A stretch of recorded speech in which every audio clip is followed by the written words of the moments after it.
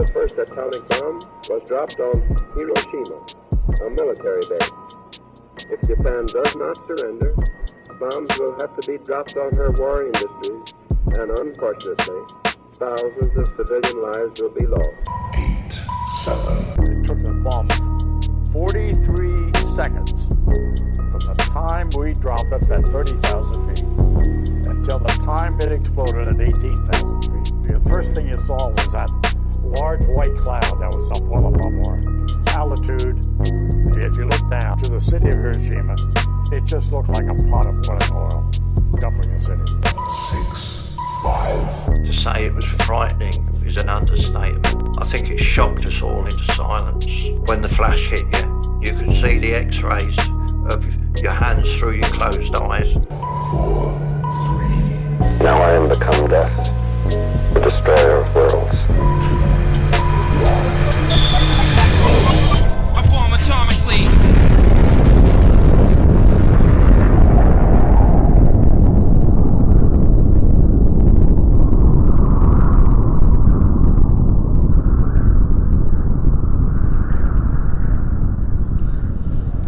Welcome to the Bomb Atomically Podcast, the only podcast where Socrates' philosophies and hypotheses can't define how we be dropping these mockeries. I am Tones. I'm joined by JMac. What's up? What's up? And Professor Joey. The black budget is the shadow government. Whoa, free energy? It's going to be a weird one. Oh, yeah. So we're here today, here to talk some aliens. Talking Unacknowledged and Close Encounters of the Fifth Kind. Before we get into that, though, we got a couple little Spotify songs, kick things off.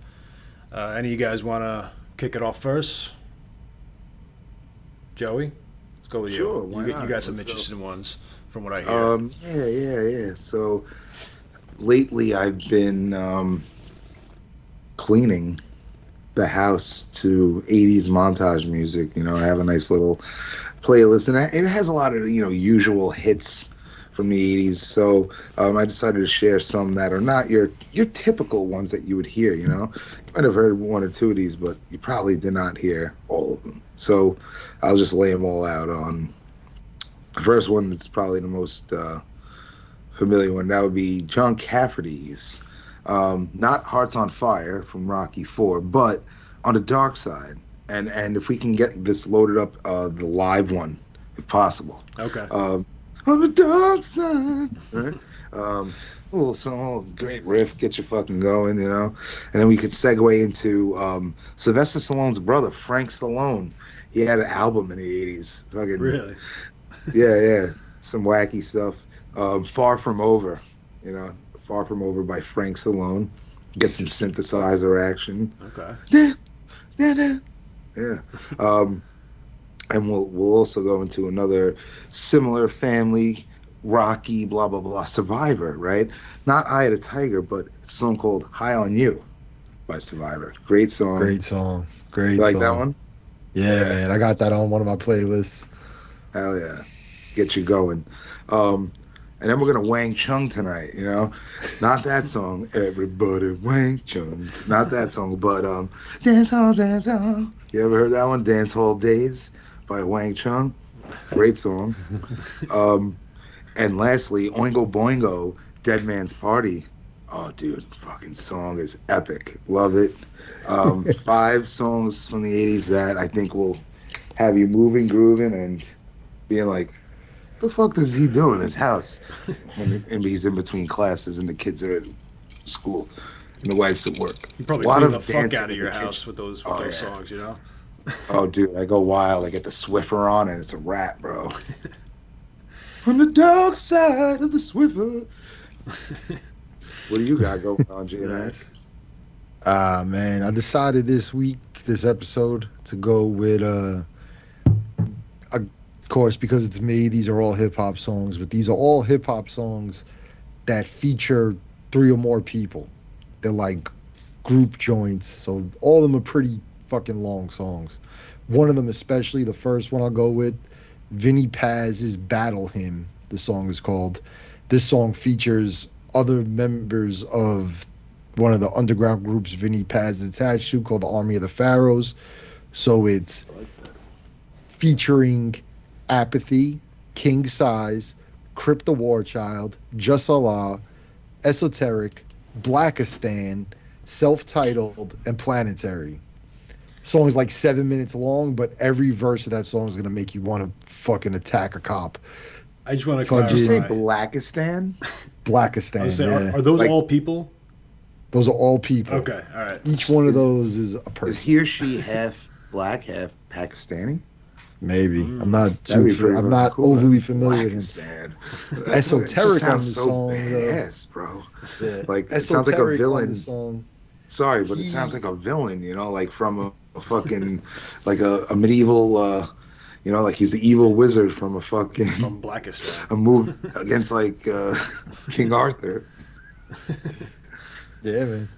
Fucking Esoteric from Army of the Pharaohs and who's on the song is actually one half of Czarface featuring our boy Inspector Deck.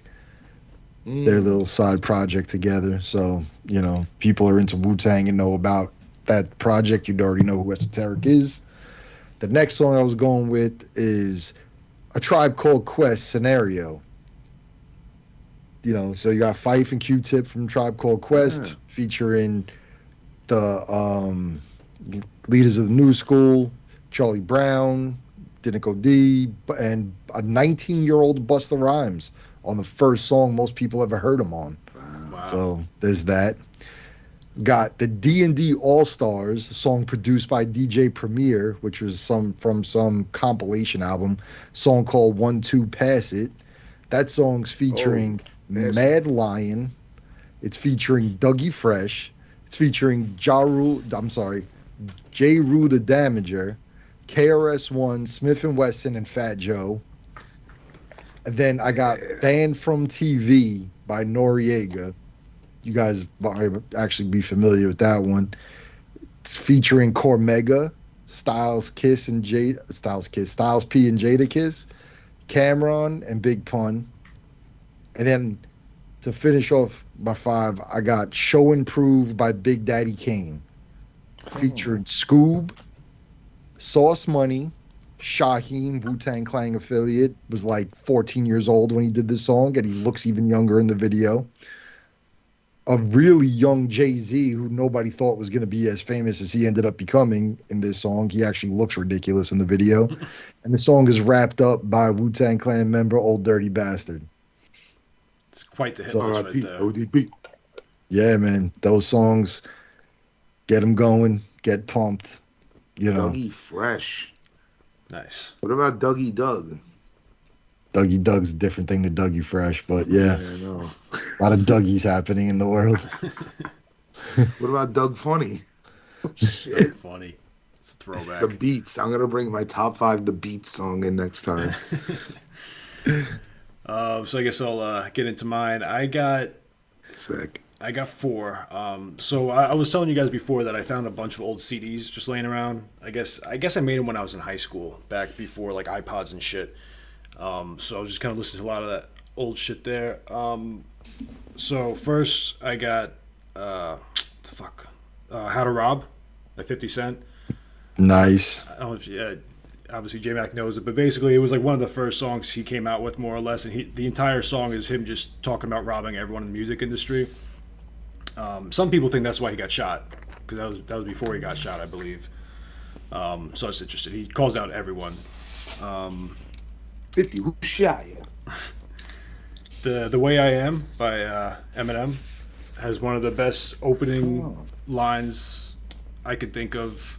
I sit back with this pack of zigzags and this bag of this weed. It gives me the shit needed to be the most meanest MC on this earth. And since birth, I've been cursed with this curse and just blurt this berserk and bizarre shit that works. I'll leave it at that. Great song. A little bit more 50 Cent. Actually, G Unit here, my buddy. Nice. It's a nice throwback. Haven't heard that song in like over Haven't a heard decade. that in a very long time. Yeah. Just imagine me in like 6th grade just listening to that shit, like all hopped up on the school bus heading to school.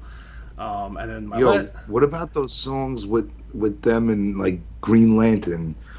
Chew them up and spit them out. Too much venom. You know that shit? As I do. The Green Lantern Invasion mixtape. Invasion Oh my Part God, 3. yo, can you get that shit? Oh my God, I want it. Remember we used to go to Fifth Avenue and get mixtapes back in the day? Fuck it. I could definitely find that song on Spotify for you. It's on. Oh my God. I believe it's actually on the Obi Trice album. Bro, I'll go wild next week on the air with that song on.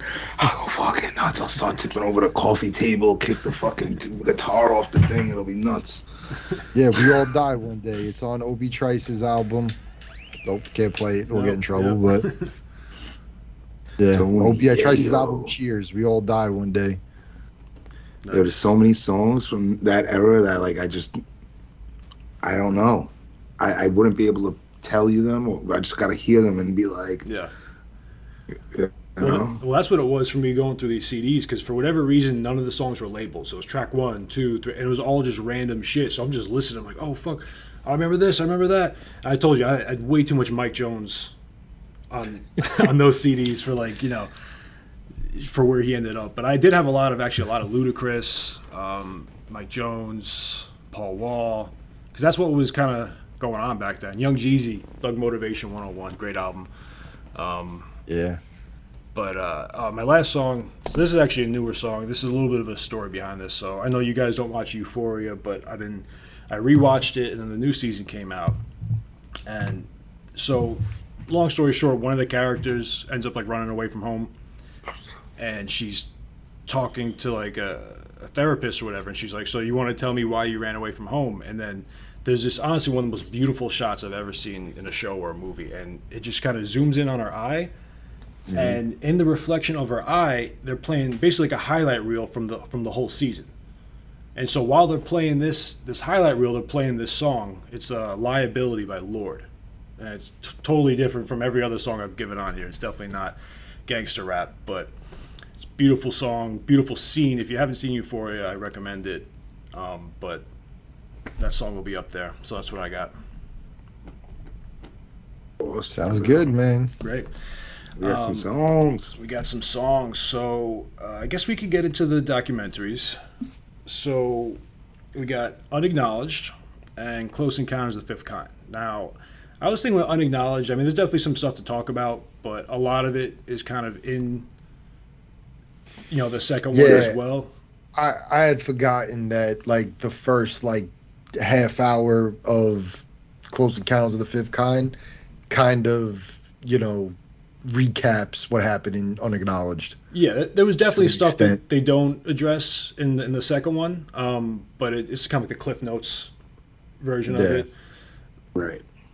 So I guess we can kind of just talk about Unacknowledged a little bit, and then we can get into it, because I definitely think Close Encounters one, there's a lot more to sink your teeth into. So yeah, Dr. Stephen Grier. Oh shit. He was an actual, like, medical doctor, right? Yeah. Yeah. And then doctor. Right, ER doctor. And then he decided to just kind of go all in with this alien stuff, which thank God he did. But yeah, so Unacknowledged basically just kind of, to sum it up, talks about more or less these, like, shadow government programs that have all this, you know, knowledge about aliens, and you know, how even people like the president or, like, the Joint Chief of Staff and, like, pretty high people you would expect to know these things are completely out of the loop. You know, I don't know what you guys thought about that, but am I drawing a blank right now? I don't know. You're going somewhere with your statements. Yeah, I was going somewhere. Going nowhere fast. But yeah, I mean, like, so I don't know. Did you guys have anything that really stood out from Unacknowledged? I mean, to be honest, I watched Unacknowledged like 3 or 4 days ago, and then I watched Close Encounters, and I was so obsessed with it. I actually rewatched it yesterday as well. So that's, like, way fresher in my mind than Unacknowledged. But they pretty much, like you said, it pretty much recaps what they were talking about, and then goes even deeper into their, you know, the whole CE5, which we'll get into. Mm-hmm. But when it comes to Unacknowledged, you know, you said something in the chat where it's like confirmed basically things that you already, you know, thought about and knew, and I had the same kind of thing, you know. Mm-hmm. And something that struck a chord to me while watching that one, I think more than the other one, just, you know, I'm like coming at it with both skeptic and non-skeptic lenses, you know, where, for example, the movie Fourth Kind that came out a long time ago, maybe, you know, 15 years ago, 10 years ago or something, right? It's like it's supposed to be like half one side of the screen is the real footage and the other half is like the fake footage, you know, the reenactment, and it makes you think it's real, you know, and by the end it's like they bamboozle you, kind of like Blair Witch Project. Now, obviously, this isn't exactly that, but I saw questioning, you know. He's like, oh yeah, they flash an official document on the screen. How do you know that document is not fabricated? Like, how do you know it's real? Yeah, you know what I mean? If you're sitting there watching it, you know, unless you go to the FBI website and go through the millions of documents they have up there, you know, you don't know for sure. You just kind of hope that someone is doing the research and will call them out if it's bullshit, you know? Right. And even freaking, think about it, even if it's what? The FBI releasing the documents, how do you know they're not fabricating it? I mean, it's all makes me think about that, you know? Yeah, no, for sure. And actually, I was thinking about this today. Back, you know, a few years ago, when Loose Change was very popular, you know, the 9/11 documentary. I watched it and I was like sold, right? You know, I bought all in on it. You know, then a couple years later, I find out that there's some stuff in that documentary that just isn't true. You know, like the whole thing about about jet fuel not being able to melt steel beams. Like, yeah, that's true. It can't melt the steel beams the way they said, but you know, it could get the steel beams hot enough to where they're unstable and they'll collapse, which is more or less what happened. So there's stuff like that, you know, little details, and unless you're like a fucking chemist or like a scientist, you're not going to know that, you know. So you do have to be careful with some of that stuff. And with these kind of documentaries, I always do try to keep an open mind, but I also try to be like a little bit, I guess, cynical is the right word. I don't know if that's the right word, but like, you know, I'm not just taking everything they're saying and believing it 100%. Skeptical. That's what I'm looking for. Skeptical. Yeah. Yeah. I mean, they touch on a lot of stuff in this about, you know, the black, you know, projects and secret budgets and all that kind of shit. And some of this stuff is already kind of thought about, and it's, you know, some skeptics will say, oh, it's probably them just testing, you know, some kind of technology they have that they don't want anybody to know that they got. And it's like, all right, that might explain some of the more recent things. But I mean, there's accounts going back to the fucking Renaissance and before then of, you know, stuff moving around in the sky that makes no sense. Yeah, I mean, stories in the Bible, you know? Yeah, I mean, all cultures have that shit. Oh yeah. Yeah, the Indian the Bhagavad Gita. I'm not going to pronounce it right. I know what you're talking about. Bhagavad Gita. Bhagavad Gita or something. Yeah. Yeah, I mean, if you read that, it's like science fiction when they talk about these things flying around the sky, fighting each other and all kinds of shit. Like wars are having, and even in Greek mythology, the gods fighting each other, Roman mythology. Yeah, I mean, Atlantis, there's a lot of stuff in the past about things flying around the sky. It comes from something, you know? Mm-hmm. And think about it like this too, right? Like humans were so, if we go into the whole, you know, pineal gland and the consciousness and try to like parallel all that kind of stuff, right? And we're so suppressed, we can't access it like they did years ago. You know what I mean? They were more pure human beings. There's too many distractions nowadays. You know, when you could sit there and you could watch Netflix 24/7 and not think or do anything else, like you're not going to, like back in the day, they sit there, look up in the sky and like, you know, their imagination wanders and they start seeing things. And, you know, there's a lot more free time, I guess, to explore these other avenues. But also, people can't meditate and reach, you know, those states that the gurus, the yogis, and all these people can. Back in the day, with a more pure body, you can easier, maybe. You know what I mean? Mm-hmm. JMac, what were you gonna say? Yeah. No, I mean, just now, you know, depending on where you live, like one of the coolest things to me when I first moved down here from New York City and moved to like, you know, this rural area was just how many stars I could see at nighttime when I go outside. Like, and it still isn't as ridiculous as like some of like the real like dark. So like if you living back then when there is no light pollution at night and you're seeing, you could actually see the Milky Way galaxy when you look up in the sky and shit. You're used to the way stars move. So when something's moving in a way that doesn't make sense to how shit normally moves, you're going to notice. You're going to, it's not going to be. I mean, look, all the years I lived in New York, I saw 2 shooting stars. Since I've lived in Florida, I've seen like fucking 30. Just out walking the dogs at night, you'll look up and just a little fucking streak of light fly through the sky quick. Like, it's cool, but it's just a quick little straight line. I know it's a shooting star. Now, if that thing was going straight and then banged a 90-degree turn out of nowhere, I'd be like, what the fuck, That's not supposed to happen. Yeah. I think the documentary brought up some stuff that I never thought about, as far as them, there's been talk a long time in the world of people who pay attention to this UFO stuff that some sort of reveal was about to start taking place, and like little things have kind of been happening. The Navy admitting like, these are our videos. We didn't put them out, but they are our videos. They're authentic. They're not doctored. Tic Tacs flying around at incredible speeds and all that kind of shit. And the thing I never thought was like, say we do, like in the thing, they basically say like, hey, well, we got the technology now from these things being crashed or whatever, where the chance, what if our government does decide to stage a fake invasion to scare people into doing I mean, look at what this pandemic is allowed to happen just from people being afraid. You know what I mean? Couldn't help but think about that while I was watching it. Yeah, I mean, every this major is like the war thing we've right been before the alien invasion or zombie apocalypse, one or the other. Well, you look back at all the major wars we've had over the last 100 years. There was some kind of, you could debate 9/11, but there's some kind of false flag event or some kind of event that gets people riled up. Whether it's Pearl Harbor, World War II, which we kind of knew about beforehand, but we just kind of let happen. We knew the Japanese were doing something. World War I, the sinking of the Lusitania. We knew there was a German blockade, but we sent a cruise ship in there anyway.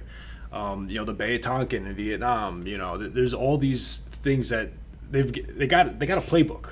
They get you riled up about something, scared, and like, okay, we got to do something about this. Even before I saw these documentaries, I always assumed that the aliens weren't hostile, right? Because I don't know about you, but I've watched my fair share of ancient aliens, and I do believe not everything they say, but that there has been contact in the past. And it's like, if they have been here for thousands and thousands of years, why haven't they been hostile yet?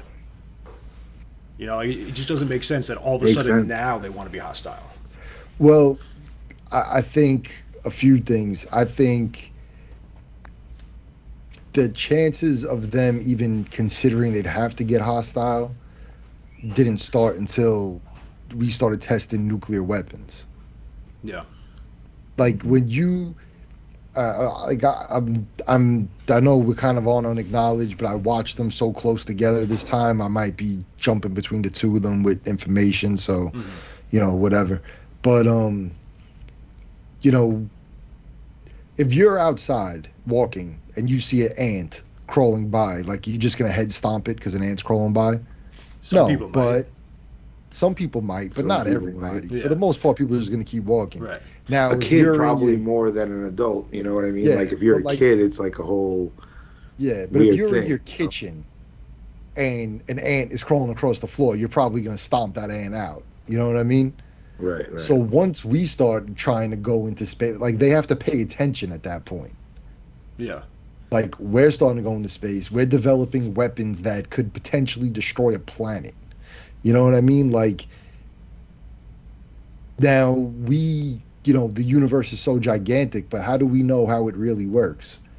Like if you look at how Native Americans lived, like, in symbiosis with the land, what if on a grander scale, like our planet means something to the universe as a whole, where they're like, we're not going to let you fuck the planet up, and this thing they talk about, these UFOs stopping tests of nuclear weapons and shutting down missile silos and shit, come and hover over it as the shit's about to go off and then being like, nah, not today. You know what I mean?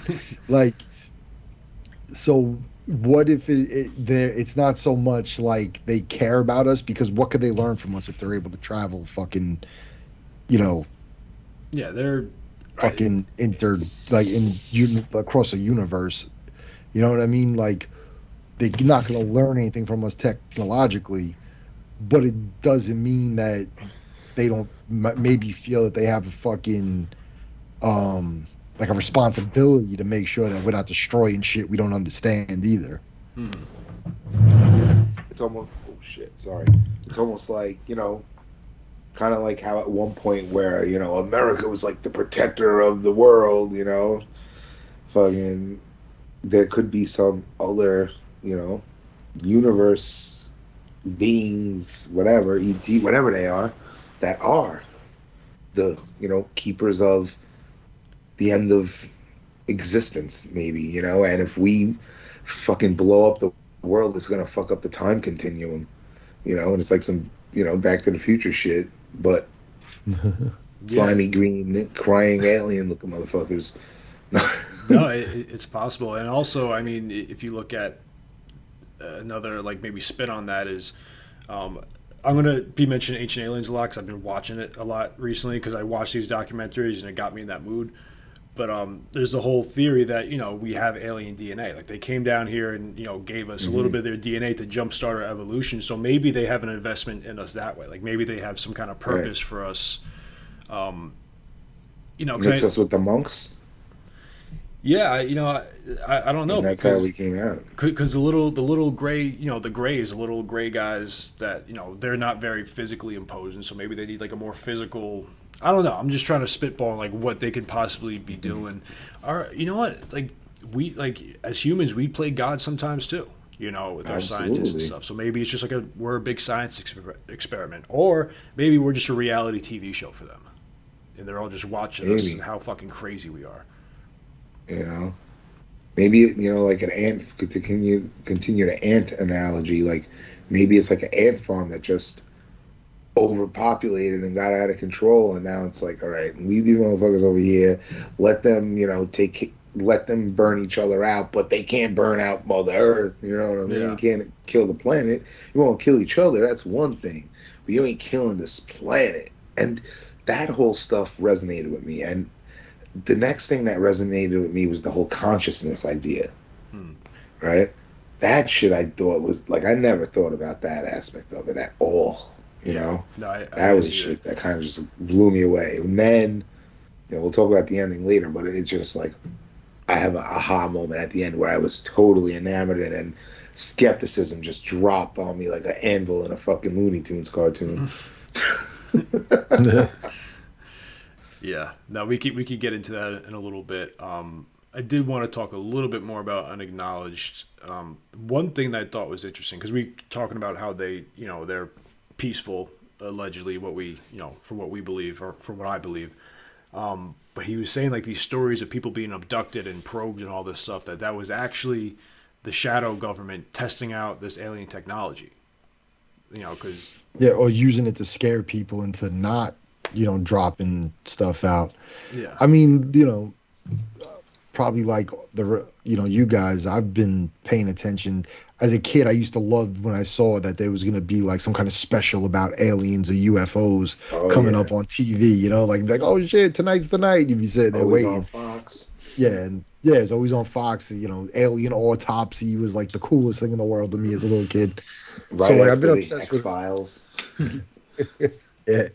So, I've been obsessed with this stuff for a long time. I forget what you just said to make me start going down that fucking train of thought. The abductions and the shadow government. The abduction stuff and the shadow government. It's like, them staging something, to stop from the disclosure coming out. In these past things you've heard about, not only are there aliens, but there's different species of aliens from different planets with different agendas, and how, the Nazi scientists were working with a specific, race. Yeah, these aliens, and basically, all other Nazis were considered war criminals except for their scientists. That's how we got NASA. You know what I mean?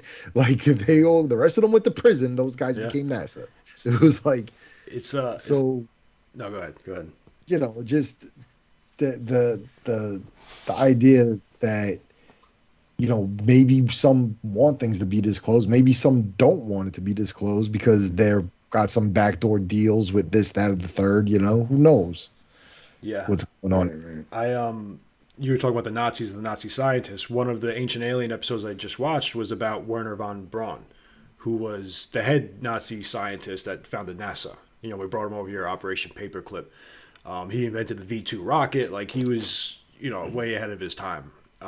But in I want to say it was the 70s, he left NASA because he didn't like the direction they were going in. And there's theories that he actually found private investors to continue his own space program. So you want to talk about these dealings with these aliens and these kind of shadow groups and shadow governments or something. It's a very real possibility it started from something like that.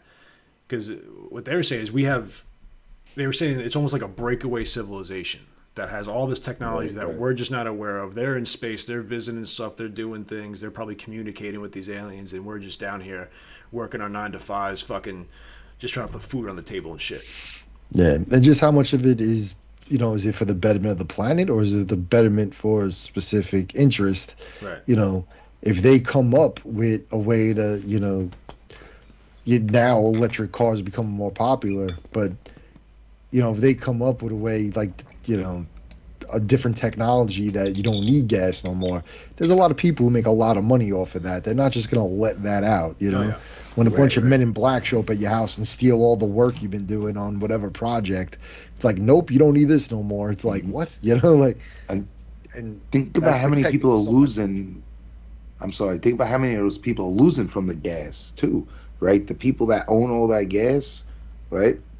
All these politicians who got their hand in it, these billionaires, right? Oil industry. They don't want us to have this shit. No. They don't want us to have electric cars that we could charge at home and not have to pay. And they're starting to roll out now because the technology's been out long enough where they could start investing. Mm-hmm. I bet if you went and looked, you know, just recently, what was it, California passed a bill where by a certain year they wanted to get rid of all the gas cars. Yeah. Just before that was announced, like a bunch of senators bought fucking stock in one of these electric car company things or the company that makes the batteries for them or something. Yeah. So it's like, you know, there's the insider trading. They did with Zoom before the pandemic. Yeah. It's not going to roll out until they're ready to, until they make sure they're the ones capitalizing off of it. Exactly. Capitalism at its finest, baby. You know, and I mean, look, man, they said if it wasn't for the oil company lobbyists, we would have had electric cars since the 70s. Yeah.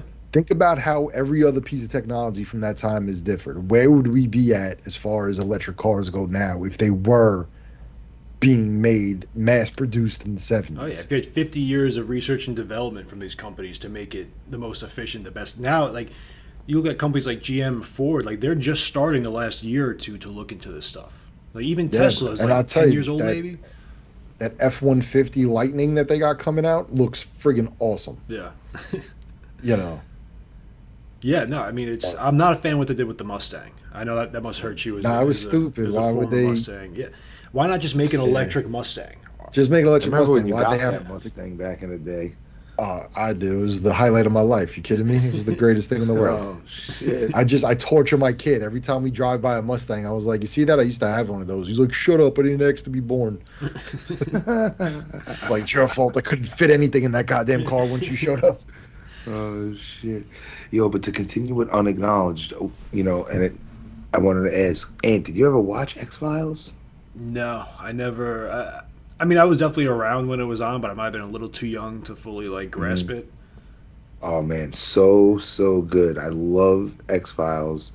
And Unacknowledged, you know, is more about that government where, like, when I mentioned the consciousness earlier, like JMac said, it all blended because I watched them one day after the next. That's Close Encounters, CE5. We'll talk about that in a sec. But Unacknowledged reminds me more of that, you know, shadow government, right? All that kind of stuff in that documentary. So in the X-Files, that's a big aspect of it, right? And the thing about X-Files is there's like the Monster of the Week episodes and then the alien narrative arc that lasts through the whole franchise. You know, so certain episodes you could like watch those like, you know, 50 something episodes, whatever it is, over the narrative arc, and then you can watch the standalone Monster of the Week episodes. But it goes into all that kind of shit. The hybrid human DNA. It goes into the shadow government character. It's. I think you would love it. It's phenomenal. I definitely would. I would revisit that shit, bro. Did you see the new one that came out a couple years ago? I actually didn't see that one. Yeah, no. They did like a reboot season or something. Yeah. I didn't see that either, but yeah, no, it's. I didn't see it. That stuff does fascinate me, and like the Unacknowledged documentary, there was some new stuff in there that I saw, but for the most part, a lot of it was stuff I kind of already had heard in some capacity. So it wasn't. That's why maybe it didn't stick with me as much as the second one. But there was a couple like loose ends with other like kind of conspiracy theories that Unacknowledged kind of helped to tie together for me, which I thought was pretty cool. One thing I've never heard of. Yeah. I was gonna say, is that the one with the guy with the water? Was that on Unacknowledged, or was that the other one? Were you gonna say? Yeah, wait. He was using water to run the car, run his car or something, his tractor. Yeah, that. And there's the segment on Unacknowledged where they talk about, basically, the government showing up and just stealing technologies that are being made and keeping them from people. That would basically that's the free energy shit, right? Yeah, all the free energy stuff. A lot of people feel that's why Tesla ended up the way he did. There's some, because he had a way to send electricity around wirelessly. If you don't have to wire things, like how many jobs are being lost from people who have to run those wires. But at the same time, like, how's your microwave going to know the right amount of energy to pull out of the sky? Well, it would be a different. Too much. It would be a different design. You couldn't do it the same way we have it now. But yeah, one of the reasons why they say he kind of got barriers because you can't really measure, like you're saying, you can't really measure how much is going out and how much is being taken in, so you can't monetize it. Whereas when it's connected through a wire, this much is passed through the wire to this location. Like this is how much we're charging for it. It's just crazy to think about how different it could be if there was truly a free market. There was one other thing from Unacknowledged, and I think this was from it. Maybe you guys know about it. What's the deal with this monolith on the moon? They mentioned a monolith on the moon. That was Buzz Aldrin talking about. That one's on one of the moons of. Is it the moon? One of the moons of Mars, I believe. It looks like, most things in nature don't have 90-degree angles. And the satellite photos, this thing looks like it has 90-degree angles and it's sticking up out of the ground. Well, there's stuff on Mars as well. There's like the face. I don't know if you ever see the picture of the face on Mars.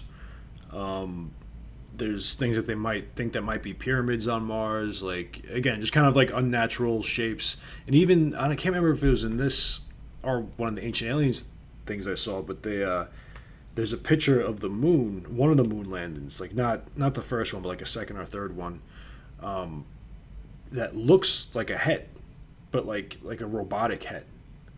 Oh shit! And it might have been an Ancient Aliens I was watching, but yeah. So there's all just kind of, and grainy pictures from the 60s and 70s. You could have a field day with that if you really wanted to. Be like, oh, is that a face? Is that a whatever? You could go crazy with that, but it is interesting to think about. Yeah, I mean, shadows in photographs can make things look all kinds of ways. I mean, just recently, the Chinese rover on the moon thought there was a monolith. It took like almost a couple weeks to drive to once it's seen it, and it turned out to just be like a rock the way that it's sticking out of the ground, like a piece of a meteorite that landed there or whatever. But one of the things was interesting, and I've heard a lot of these conspiracy theories before, but the idea that Marilyn Monroe was killed because she was gonna, tell about how John Kennedy told her that they had technology that wasn't made on Earth, and then like a day later she ends up ODing in a friggin' bathroom. Yeah, didn't he have her meet him at like an Air Force base where they were like keeping the shit, like for like one of their rendezvous? Yeah, she said they had to meet her. Well, there was a story about I believe it was Richard Nixon taking Jackie Gleason to go see alien bodies at Area 51. Jeez. And if you look it up, Jackie Gleason built a house that looks like a UFO. Really? Like somewhere in upstate New York, there's a house that he had specifically designed to look like a flying saucer. And it was said he was interested in that stuff. He was friends with the president. The president was like, "Hey, come check this out," and brought him out there to see it. Which was like, I think that's a pretty cool hookup. The president is just like this fucking a government celebrity. They don't know what the fuck's going on, bro. Yeah. They just, they don't know what the fuck is really going on. Come on. Yeah, but as I lived there, talking about like Dick Cheney and stuff, and like he was on the inside and knew some stuff. The Bushes were on the inside, and older Bush was on the inside and knew some stuff. Yeah. Like, basically telling the president, like, you're not need to know on this. Like, yeah. It's like, how you tell the president of the United States he's not need? Because you got to think about it, and I think they say it in the documentary, these shadow organizations, they look at the president as a temporary employee. Oh, yeah. Right. You hear 8 years tops. Yeah, you're the president of the free world, but, like, you're 8 years tops. You're not going to be around for the long run of this shit. Yeah. Yeah. Well, there was, I think it was an Unacknowledged. They were talking about how, I guess it was Bush Sr., the Prince of Liechtenstein, and I forgot who else. A couple other like world leaders were gonna, disclose this information to the public, and then I forgot who it was. And there was one of the leaders involved like got kidnapped, and then it all went hush hush after that. Wasn't that an Unacknowledged? Or am I correct? Yeah, okay. Yeah. I'm trying. I couldn't remember the guy's name. Well, supposedly he got abducted, and they saying that it wasn't actually an abduction. It was one of these black ops kind of things where these guys staged an abduction to make him think it was alien, but it was really them. Tell him to keep it on the hush hush. Mm-hmm. Some of it might be, public panic. I think the perfect time to start rolling this stuff out is when we're already kind of freaking out about the pandemic, and then it's like, oh yeah, by the way, those videos of flying saucers, like, yeah, they're real. We don't know what it is, but there definitely is stuff flying around we don't understand. It was crazy. They just came out and said like, oh yeah, these are real. We don't know what they are, and like everyone's there, whatever. They don't care. Yeah, because most people believed it already anyway. Right. You know what I mean? Yeah. I know. I saw telling my wife about this stuff. She's like, "You're fucking crazy," and I'm like, no, you're crazy that you don't even think about these things. Instead, you're worried about fucking Bravo and fucking summer rentals or whatever the fucking stupid shit she watches, See, like my wife, she believes in this kind of stuff, but she's not like she's like afraid of it. You know what I mean? Like I said, like, yo, what would you do if you just woke up one day and like Independence Day, every major city had a giant UFO fucking hovering over it? She's like, I'd freak the fuck out. And I'm like, hell no, I'm running down there. I'll be in the middle of Jacksonville. Like, oh shit, Take me. Bro. Just set up like an Instagram page for the aliens where they could like show us pictures of their planet and shit like that. Yeah. That's all I want. You guys could keep all your hush hush, secret society fucking, I don't care how you're making money off these dudes and what they're giving you. I just want to see what their planet looks like. I want to see what they look like. I want to hear about their fucking backstory and history and shit like that. Absolutely. I don't care about all the other nonsense. Get me an Instagram page. I want to see the wildlife on their planet. I never think of aliens having wildlife. Yeah. No, if their planet was hospitable enough for them for intelligent life to form, there's got to be other life the way we have. I mean, how many species are on this planet? Thousands and thousands and thousands. Who knows what they got on their planets? Right. Yeah. It's crazy too, like, thinking about how like the government is like training people to be, fearing of the alien invasion rather than loving of it, right? Like when they showed the clip of To Serve Man, Twilight Zone episode, it made me think like, holy shit, like that's when all this stuff like really started. Like, H.P. Lovecraft wrote about like Cthulhu and like, creatures and stuff, but there was no real like alien things until when 1940s and stuff, 50s, right? Yeah. Right before those shows started coming out, probably right after Roswell.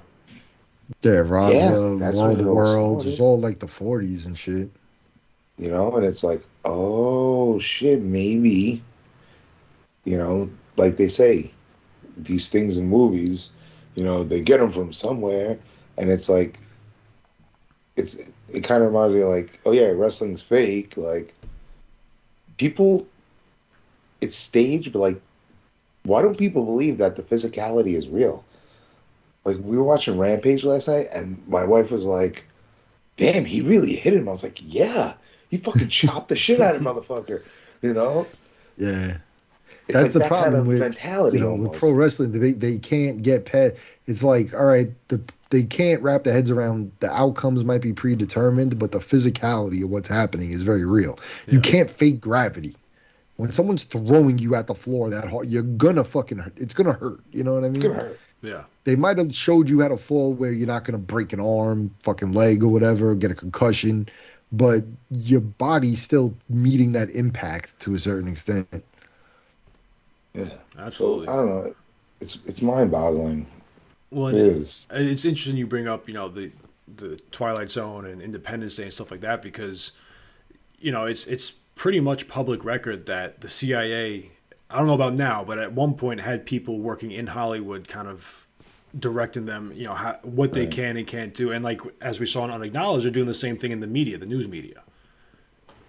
So like between those two mediums, they're able to basically control the whole narrative.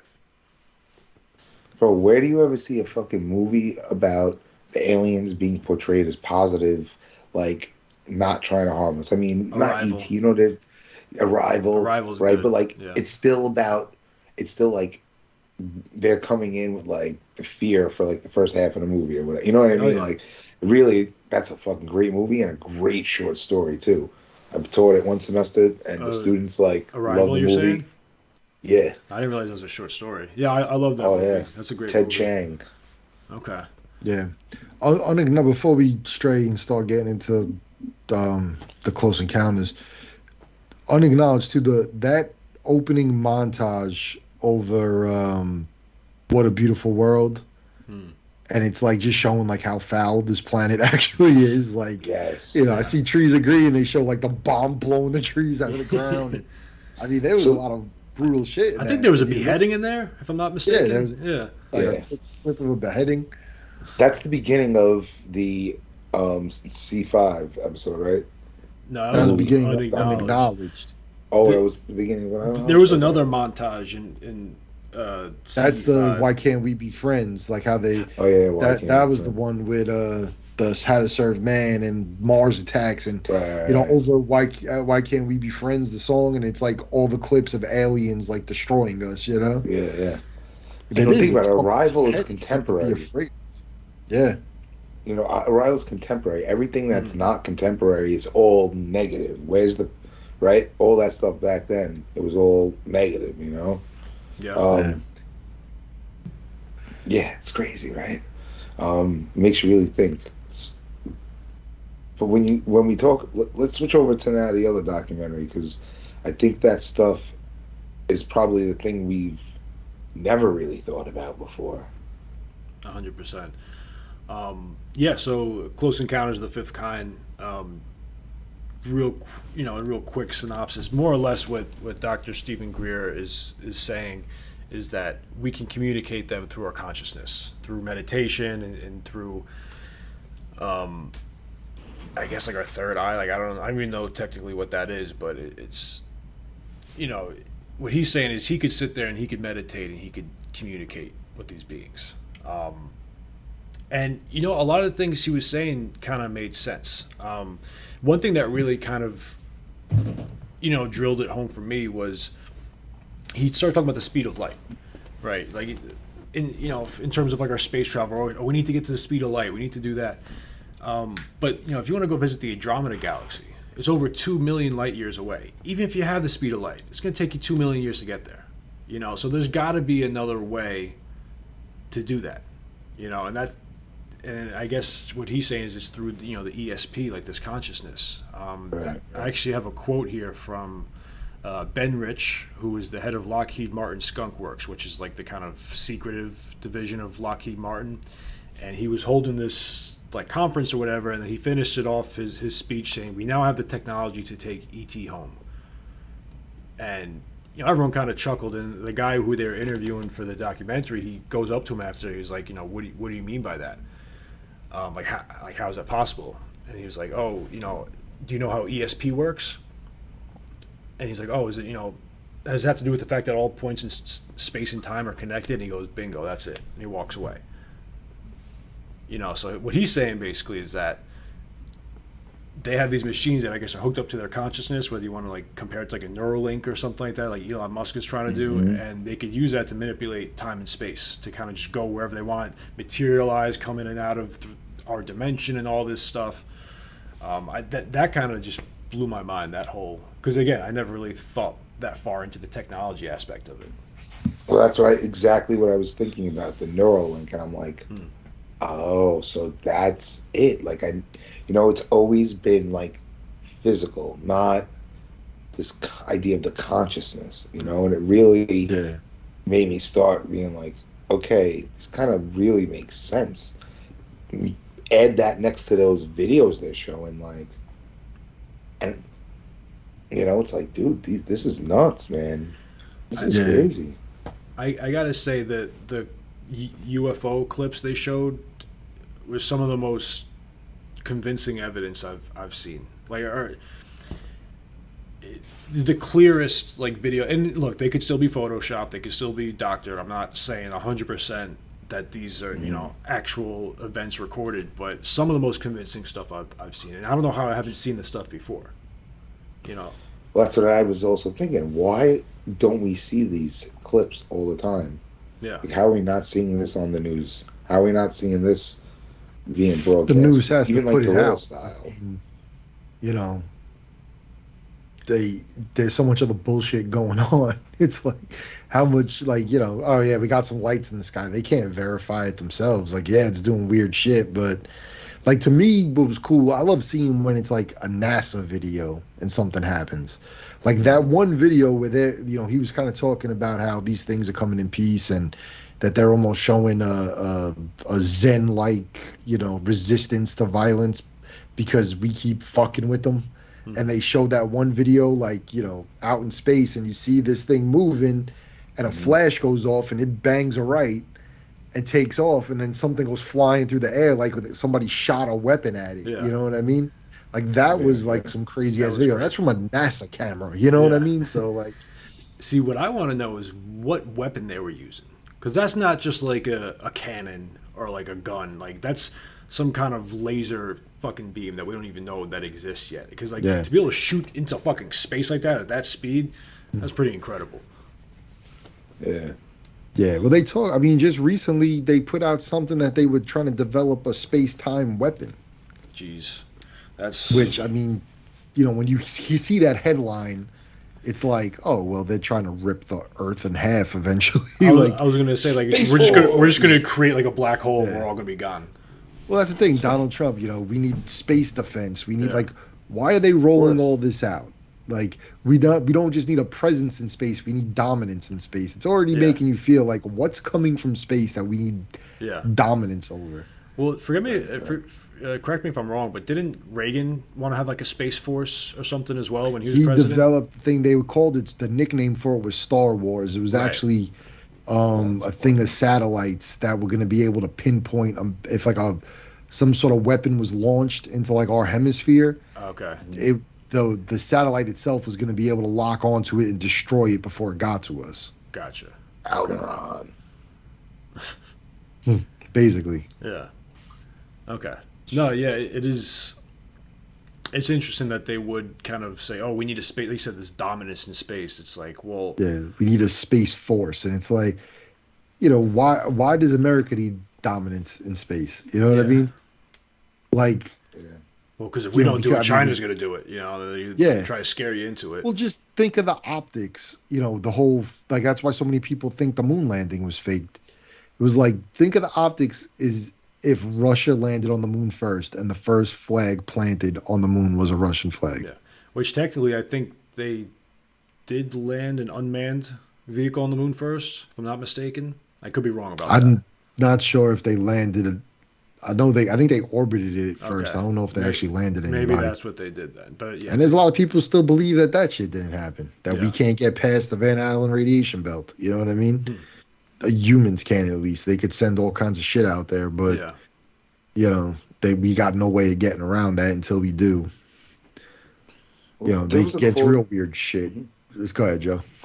There was a quote from the documentary, and it made me, think of also why they don't want to tell us, because they'll lose all control, right? Think about this.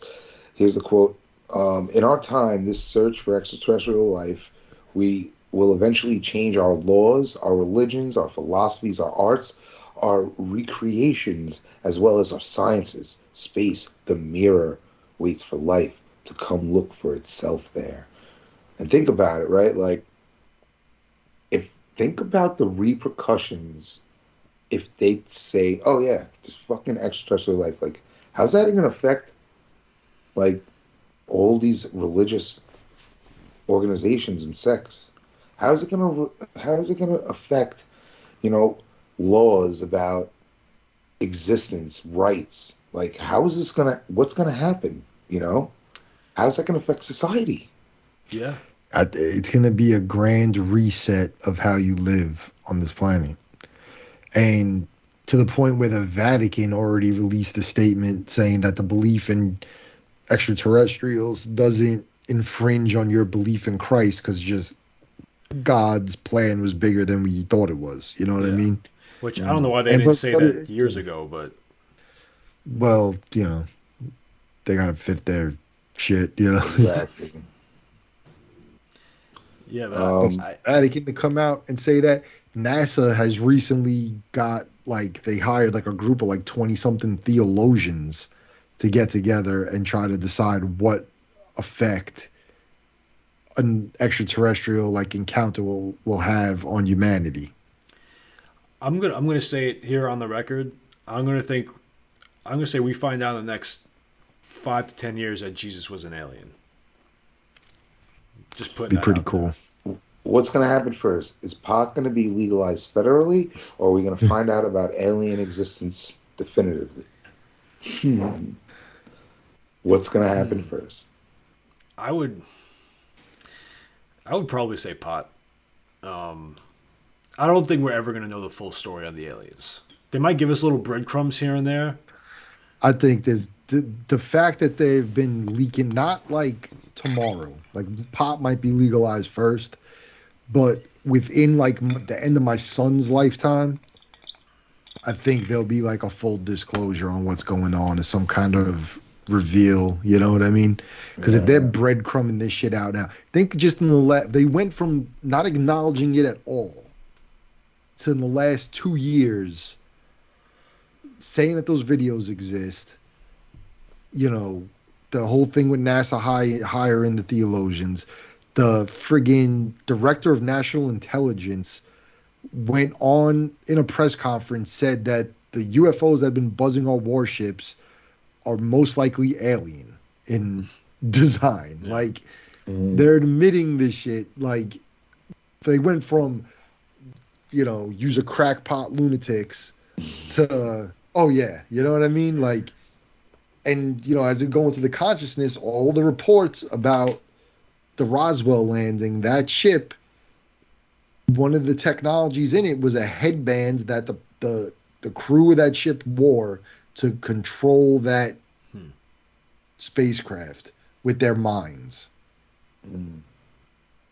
And they reference it. I actually listened to the audiobook, but The Day After Roswell is a book they referenced. I think it was in Close Encounters of the Fifth Kind. In that book, I listened to it, though, the colonel who wrote it, he was put in charge. All the technology they found in Roswell was given to him, and he was put in charge of dropping it off with all different Army engineers and telling them, just labeling it foreign technology.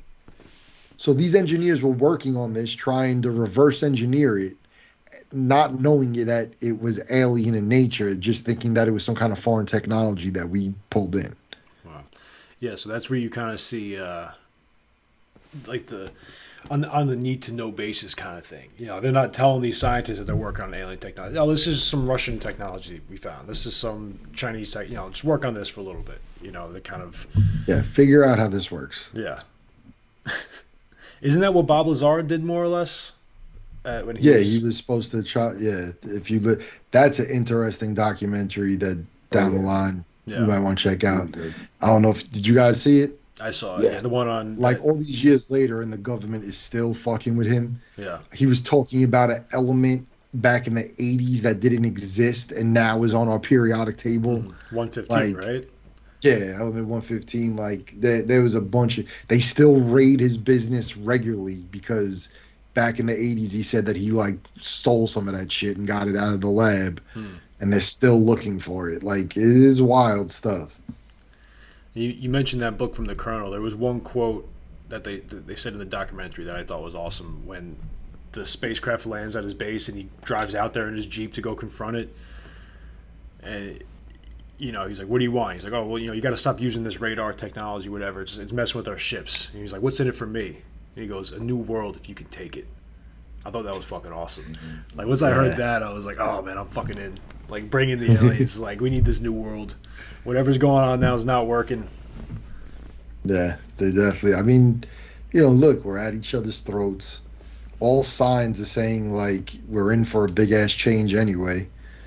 You know, what if instead of, like, this apocalyptic thing that most people are fearing, it is that the next, you know, cycle of our humanity is going to be knowing about these things and hopefully, you know, benefiting from it in some way.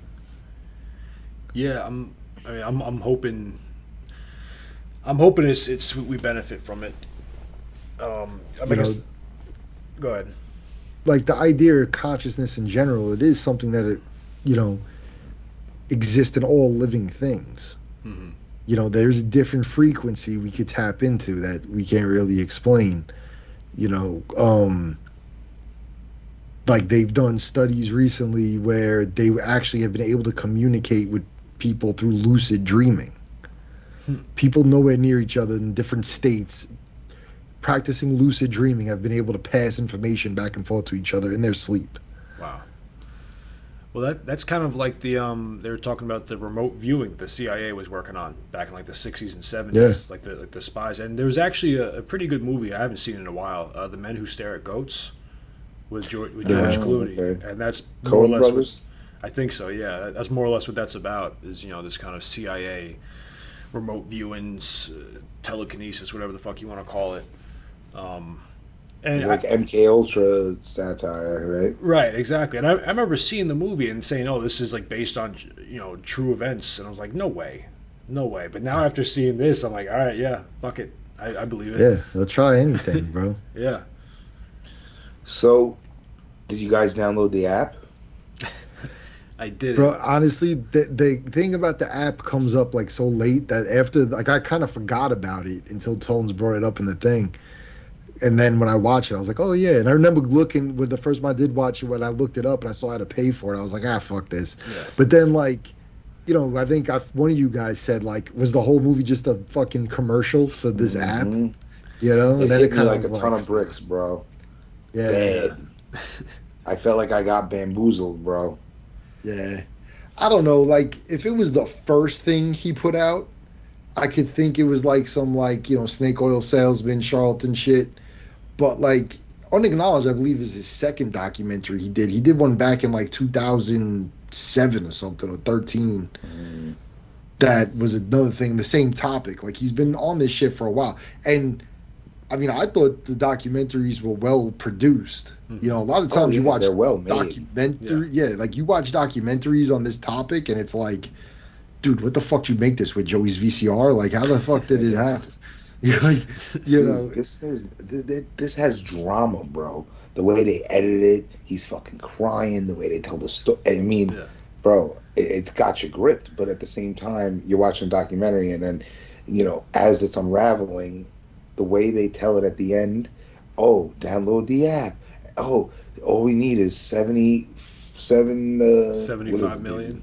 75 million people to do it, you know, and the world is this many people, 1%, whatever it was. And I'm like, okay, times that 75 million times 10, and we're fucking talking a lot of money, whatever it was, you know what I mean? And I'm like, and you can be the one to do it. And I'm just like, they're just like trying to rally everybody who's against corporations and shit, like politicians like me. And I'm just like suckered in, and I go to download the app, and I'm like, I ain't spending $10 on this motherfucker, you know? But it's like, if you want, it's a one-time charge at least, right? I don't know. I have no idea. If it's a one-time charge, I'm like, dude, I mean, the guy's It costs money to develop it, costs money to make these documentaries. Like, I don't want to necessarily think that, like, he's sinister for wanting to get paid for this app. You know what I Bro, mean? he's a motherfucking doctor, bro, going on fucking expeditions around the world for CE5 events. Go fuck yourself. How about those apples, bro? I'm a struggling goddamn professor that can't make ends meet. Get the fuck out of here. Oh, man. So you know what I did? I went online and pirated that shit. I got the fucking steps here. So you want to know the basic steps of the CE5 protocols? Because they don't tell them to you in the fucking documentary. More of another red flag, you little fuckers. Let's hear it. So here we go, Mr. Stephen Grier, because you pissed me off now, you little fucking dweeb. Now they really won't come to me because they know I got the anger inside. See, you got a pure heart, Joe. Yeah. Nah, God damn, bro. They know you're don't a wanna give me Marxist that. college professor. Oh shit! Aliens are the opioid for the masses now. Here we go. Ready? How to make contact. Full how-to video on the YouTube channel, but we don't have that. Here's the basic steps. Okay. Step 1: locate, designate an appropriate spot for your CE5. I'm not going to read the whole paragraph. Basically, you're going to find a quiet or remote spot at your home or outdoors or somewhere. You know, it could be done during the day or night. You know, nighttime's preferable, though. You know, if you do it indoors, you want to go outside and take a walk after and look up at the sky. And at night, you might have an ET-themed vivid dream. It might be spiritual. Step 2, prepare yourself for meditation. And it just tells you basically like sitting in a chair with a straight spine, breathing exercises, music, blah, blah, blah, shit like that. Step 3, meditation. State intentions, outward or inward. And basically you have to go in there and you focus on a solo target. And basically, you know, you try to focus on your third eye chakra, right? The mood should be upbeat, happy, joyous, and peaceful. Yeah.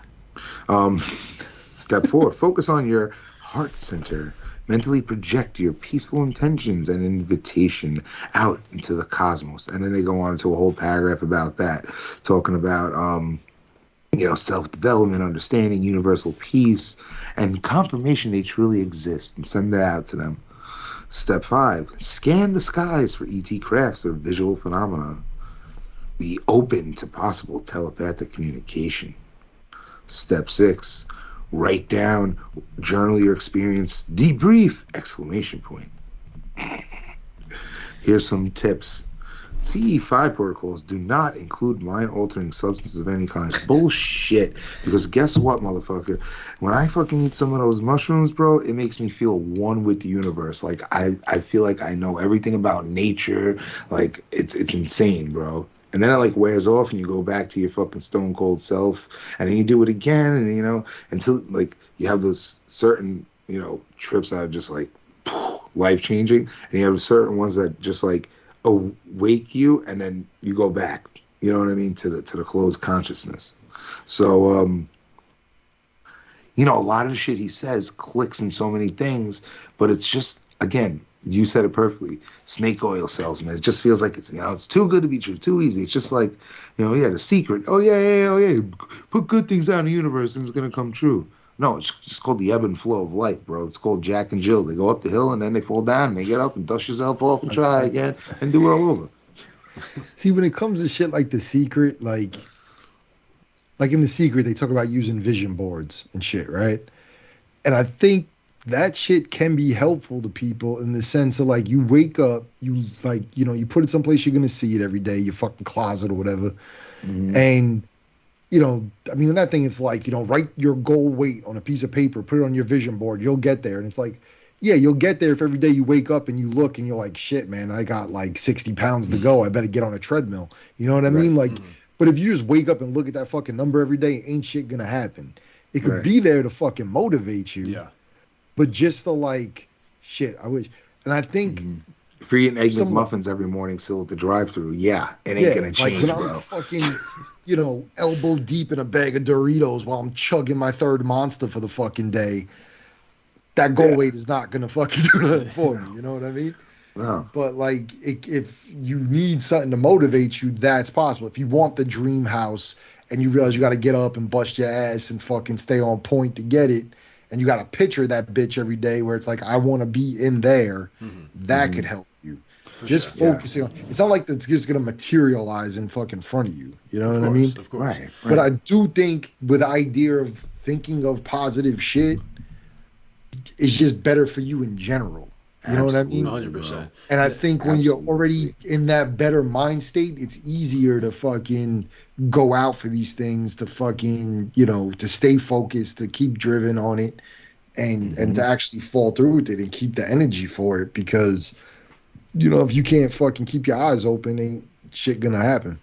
When I was in grad school, right? You know, I have a creative writing degree, so I went, you know, in poetry. So, you know, I freaking went into a whole scene that I never been in before, man. So like I got introduced to a lot of like, you know, Eastern philosophy, and I really dug it, bro. Like it makes so much more sense than fucking Catholicism to me, that's for sure. You know what I mean? Like I click way more with Buddhism than fucking Jesus Christ. Sorry, I'm a big bellied bald bastard just like him, you know? Shit, I forgot my thought trying to make the joke now, but damn, help me out. Being Eastern, I don't like, know. yeah. Shit you weren't used to. Right. So like when I'm in grad school, like, you know, I start getting introduced to the stuff, and it like makes sense. You know what I mean? And it's like, okay, if we all have these common, I guess, what do you call it? You know, like these religions, like these orders of life almost, right? Mm. If we have all these orders of life, why wouldn't other people accept another order of life for another planet? Like, it doesn't, if you believe in God, how do you not believe in ghosts? How do you not believe in, like, it just, you know what I mean? Where do you draw the line? Where do you draw the line, right? Yeah. Like, you could believe in some fucking entity that doesn't, where the fuck is God, dude? See, mine's astrology. That's like the line is drawn for me at astrology. I believe in Bigfoot, the possibility of Bigfoot and the Loch Ness Monster. But when some retarded bitch is like, oh, I did this because, you know me, typical Taurus, I'm like, you're a fucking retard. Get away from me. Oh, like, Saturn's in retrograde. Or Mercury's in retrograde or whatever the fuck they say. Oh, yeah, so now, you know, I'm acting like a dick because that happened. No, because you're a fucking idiot. Yeah. Oh, you have to excuse me, I'm a Gemini. What the fuck does that mean? Yeah, I hate that shit. It irritates the fuck out of me. But hey, I wanted to make a point I can't remember anymore. Maybe there's more to it than we think now that we're seeing all this consciousness stuff in the cosmos and everything's connected. I don't know.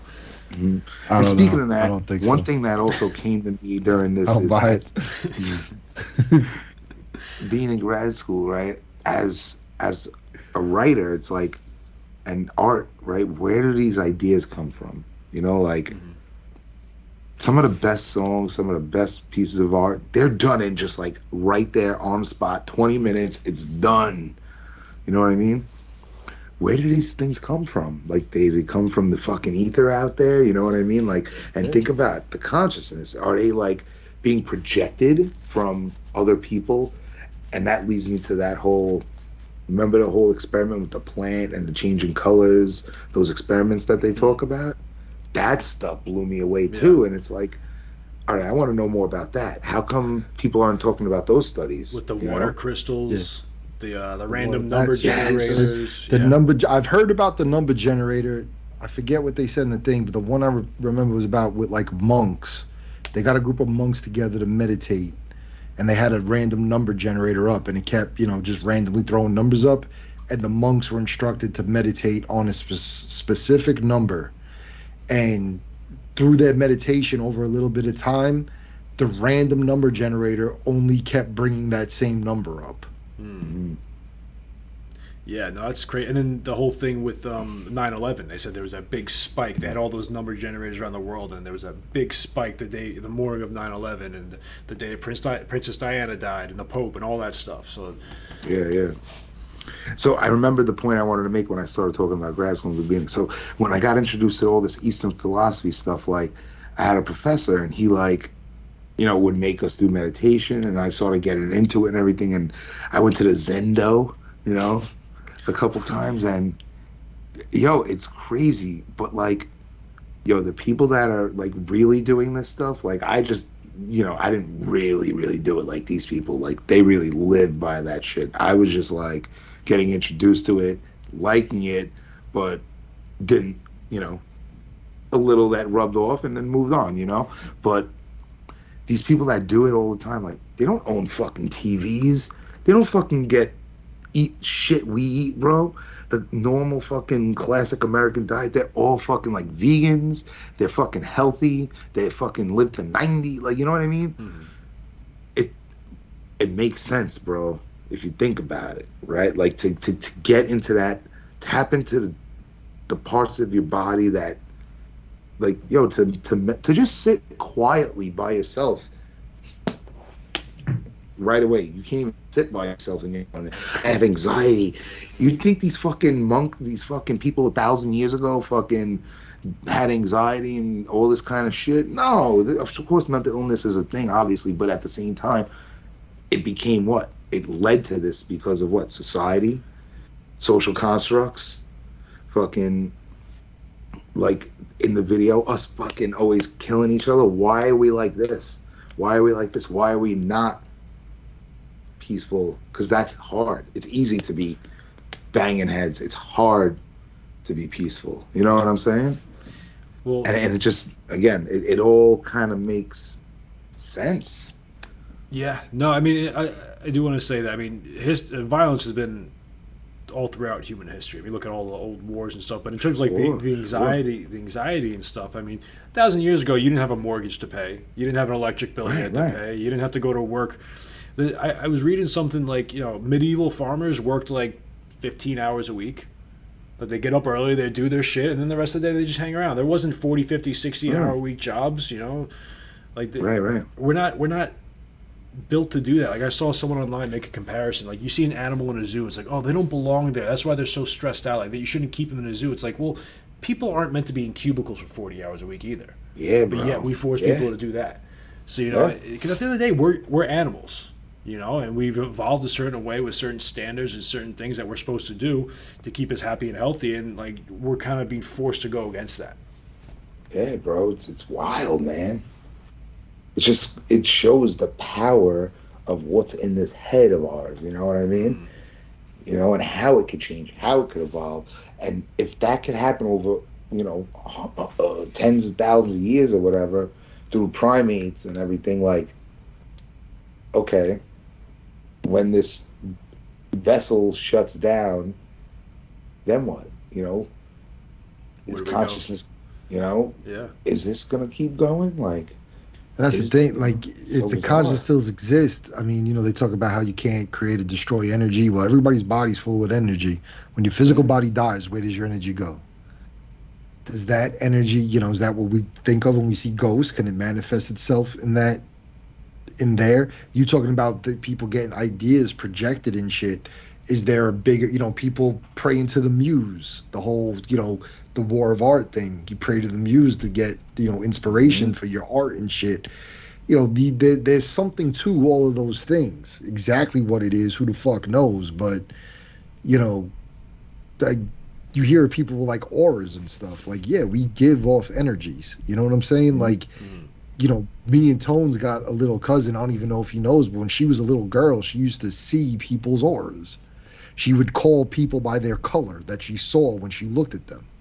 I didn't in know like that. A weird, trippy way. Yeah, I'll tell you off air which one it was.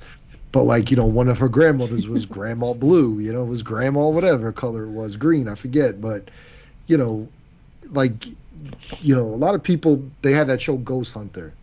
They did a thing. A guy who claimed to be psychic. They filmed him trying to do a reading to somebody with one of those like FLIR, like infrared cameras. And while he was trying to do this reading, that camera was going crazy with the fucking heat things changing. At one point, like, you could see the heat coming off the one dude moving over to him, and then he waved his hand and it would just go away. Like, you could probably find it on YouTube somewhere still. But it was very interesting. Like, it might be bullshit because it's ghost hunters, you know what I mean? But at the same time, who knows if like certain people can't just tap into that energy, or for whatever reason that like antenna wise attract more of it to them. You know what I mean? Right. I love my wife to death, but she's a spooky bitch. I lived in that house in Brooklyn my entire life, never had an issue. She shows up, and it's like motherfucking poltergeist. That's nuts. And it makes you think, like, is all this stuff, religion, ghosts, tied to extraterrestrial life and the consciousness, you know? Yeah. And I mean, Tones, you were bringing up before Ancient Aliens, and my favorite episodes of Ancient Aliens are all the ones that speak of how a lot of these things in the Bible, these different religious stories, can be easily, compared to interactions with extraterrestrials. Yeah, I mean, the whole thing about Virgin Mary and becoming pregnant, we can do that today, artificial insemination. So who's to say that an alien didn't come down and do that, or whether it's like a demonic presence? Because you were talking about there's potentially all these different races of aliens who all have their own agendas. What if there's, you hear stories about the gods going to war, whether it's Greek mythology or whatever. Like maybe, there's good and bad aliens, and maybe the bad ones come down as demons, and the good ones are angels.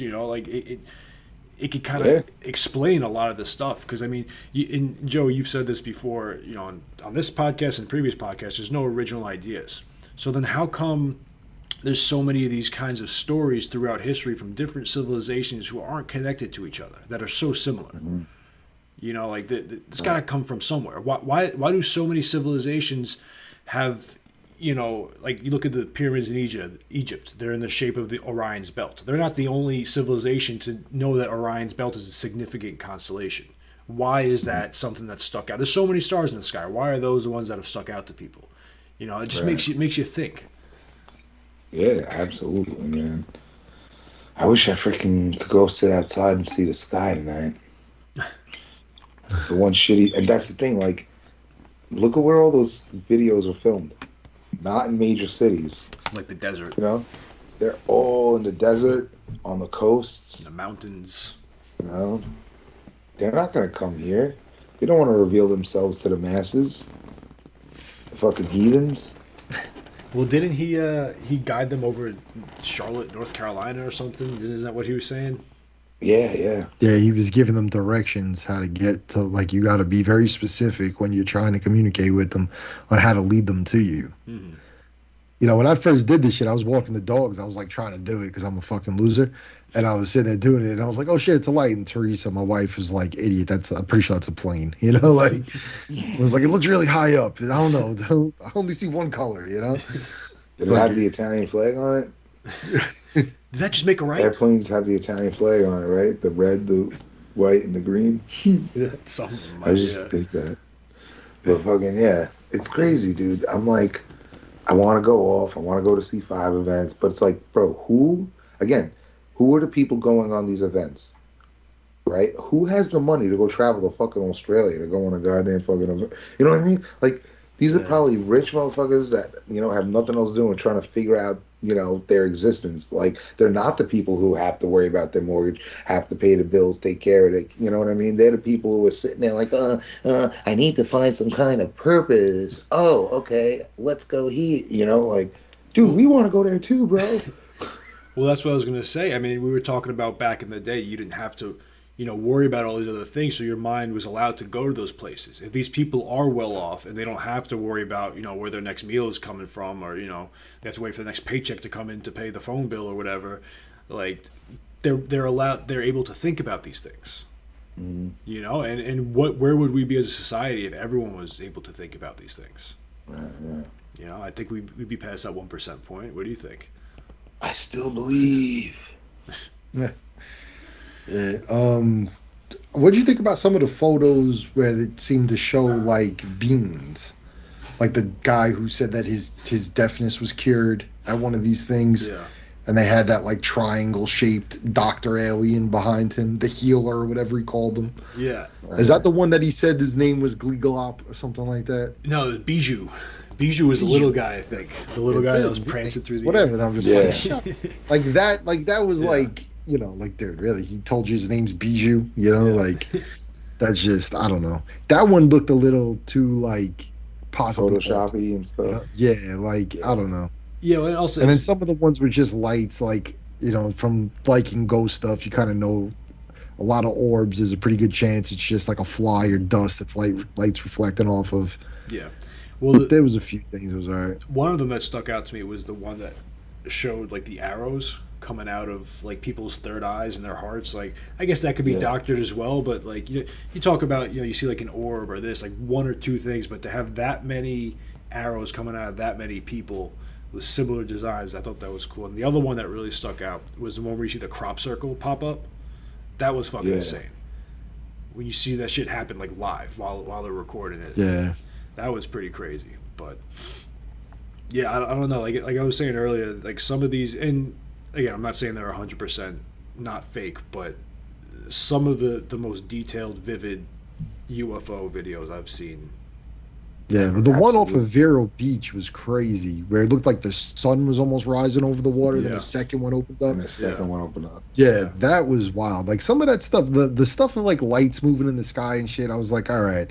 Mine was more like, the on the ground, like, the healing doctor showed up with his giant triangle head. Like, I mean, I would love for that to have been true, but like if that's the case, like, stick around, take a couple photos, shoot the shit. You know what I mean? Like, why is it like you're just phasing in and out of reality quick? Come on, man, we got a fire here. Let's get some we got shit to do. Get some marshmallows, make some s'mores and shit. Yeah. Hang the around space s'mores. It's just mind blowing, It really is. Wild stuff. Yo, because like, one time when I ate some mushrooms, I felt like I was in space, bro. Like, literally, and I was being communicated.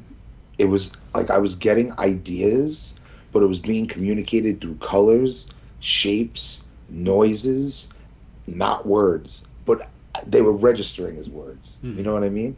And like I was in like an astral plane, and I had my AirPods in, and I was listening to there's this band called King Gizzard and the Wizard Lizard, and they had this one album, and it has like the whole thing about it's called like binomial beats or some kind of shit like that. Beats. Yeah. So they have like all this kind of shit embedded in their songs. Like there's a song like Rattlesnake. And next thing you know, you're off. I'm tripped out, bro. So I'm have that in my AirPods, and my eyes are closed, and I'm like off, bro. AirPod falls out, right? Like after I realized the AirPod fall out, in the middle of, in space, I got sucked back down to earth. Like it was like from a movie, like, and I just woke up, and it's dead silent in the basement, and I'm just like, holy shit, right? So like, how do you explain that? What the fuck is that? How many mushrooms did you take?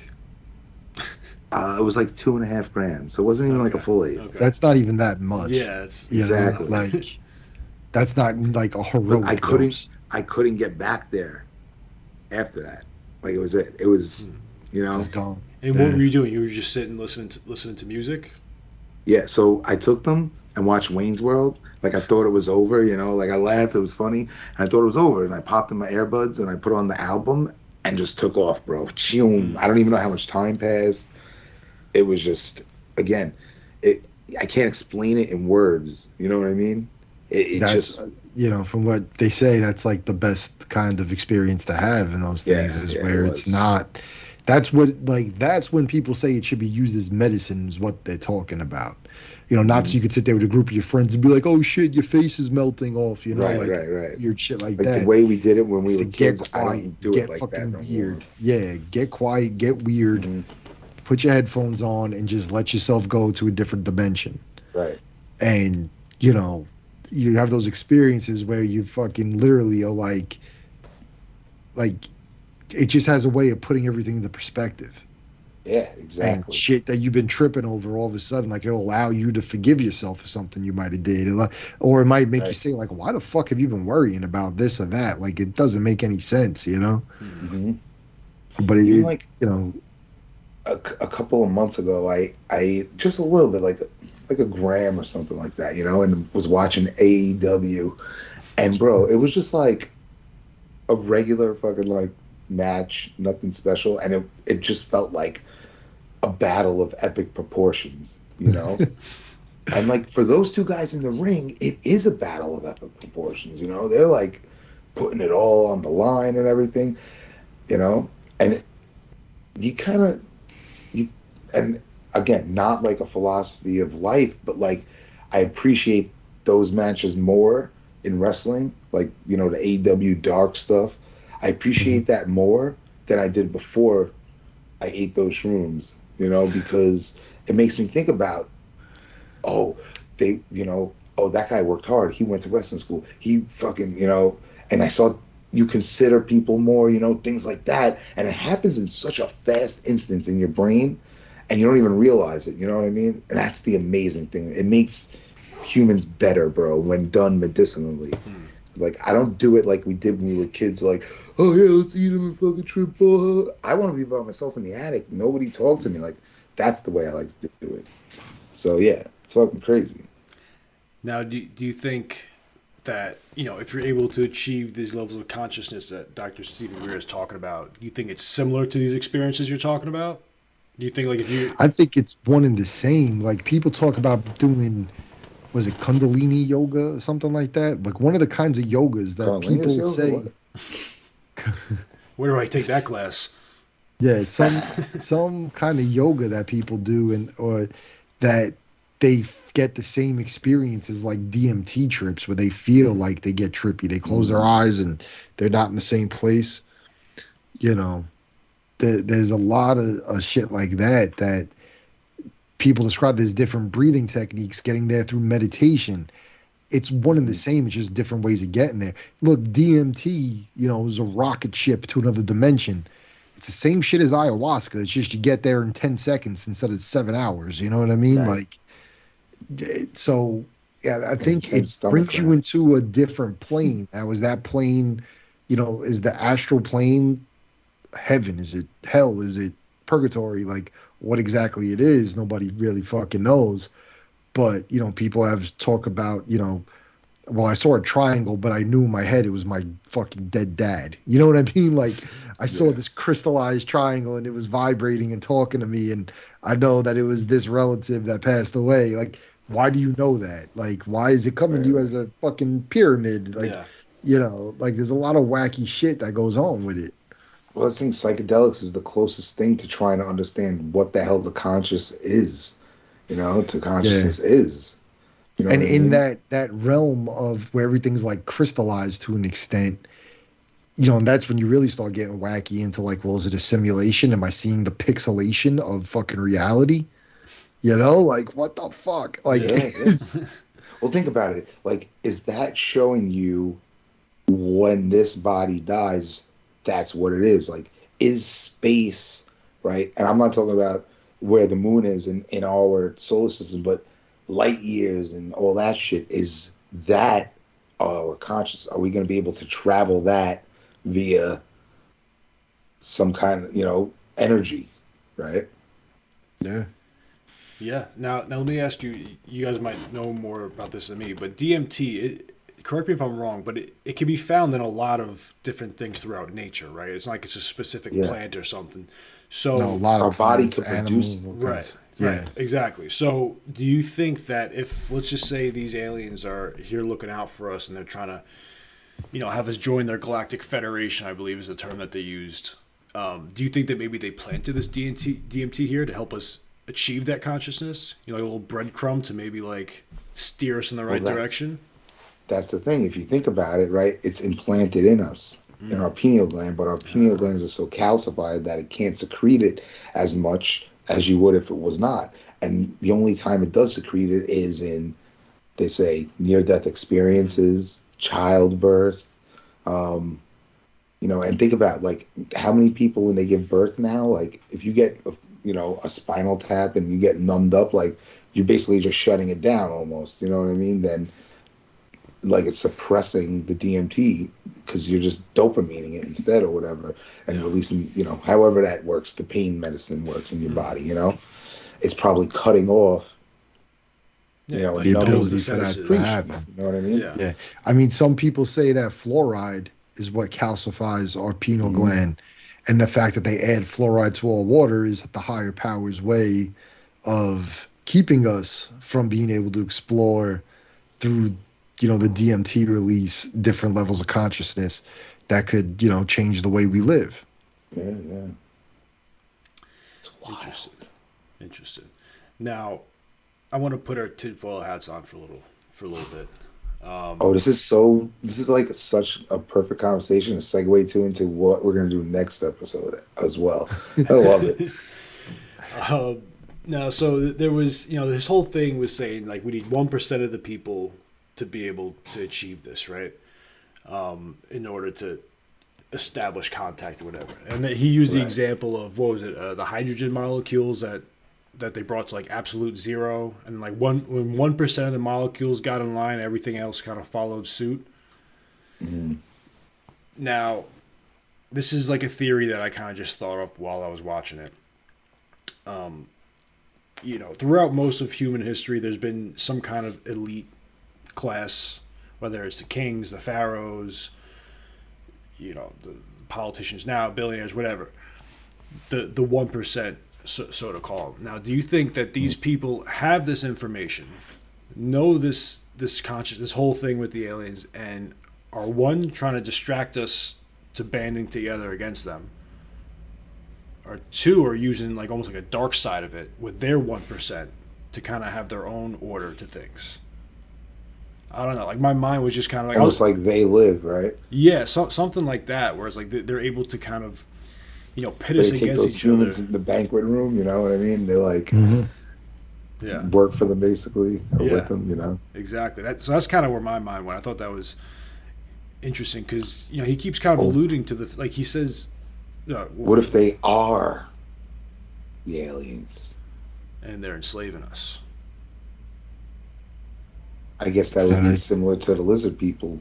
Yeah, well, they could be, like we were saying, there's all these different races. Yeah. Maybe this is it's very David Icke-ish. The ruling class are actually reptilians and all that kind of shit. Mm-hmm. That is, they live. Yeah. Yeah. So, like knows? In the short story, they are not described like they are in the film at all. They're described more reptilian. Mm. So that's where I think that whole theory comes from. Interesting. Yeah. No, it just I had another point. I'm drawing. I can't remember what I was going to say, but there was just so many kind of things that were brought up in this that just connected all these other dots for me.